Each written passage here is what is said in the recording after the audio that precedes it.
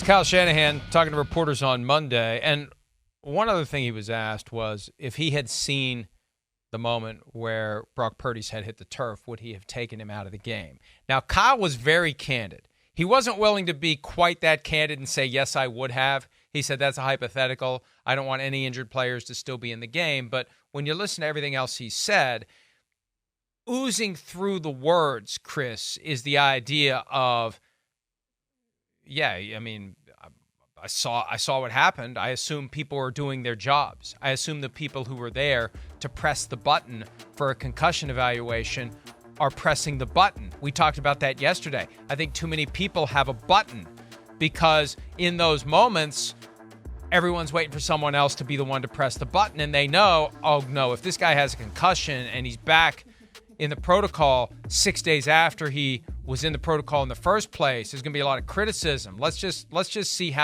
monitor his symptoms. Let's just see how he looks.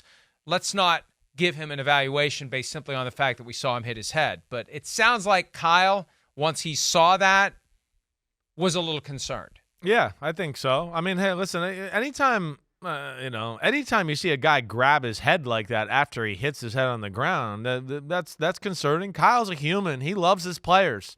I mean, he'll stick up for them to the cows come home. He will, but at the same time, he's right. He can't be there and be the doctor. He's the head coach of the football team, and he's got enough going on, and he's trying to, watch a defense. What are they doing to us? Wait, I got to get to the next play. I got to have an idea of how we're going to manage this situation 2-3 plays ahead from now.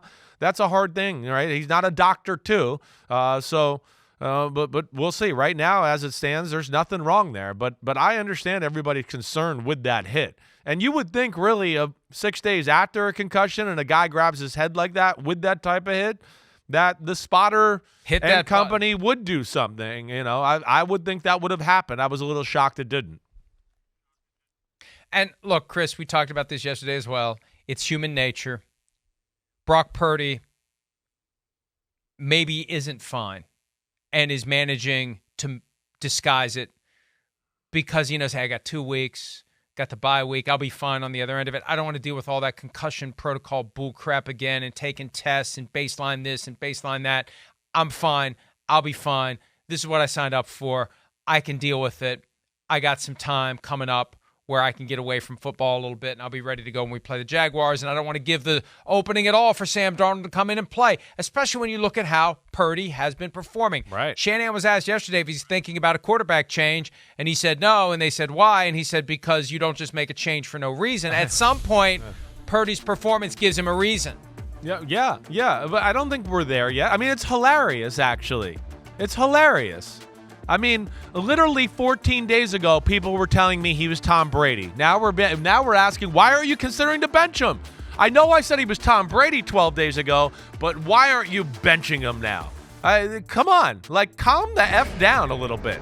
Yeah, it hasn't been great. He made a ton of unbelievable plays in that football game yesterday or Sunday. There was other issues there. Shanahan's not going to give up on what he's seen in totality from Brock Purdy since he took over, just because now we had the end of the game interceptions in Minnesota, and he had some 2 bad moments last week. He's not going to throw that all away, all the good stuff he's done just because of that. We're not there yet. So they'll go to the bye week. They're going to get healthy as a football team. Deebo Samuel will be back soon. They'll figure out some of the defense. The one thing we've seen is that, yes, Brock Purdy's good. Brock Purdy's not a superstar that's going to carry the team when the other factions of the strengths of the team aren't quite working the right way. Hopefully we can get to that, but I don't think we're at let's bench Brock Purdy conversation yet.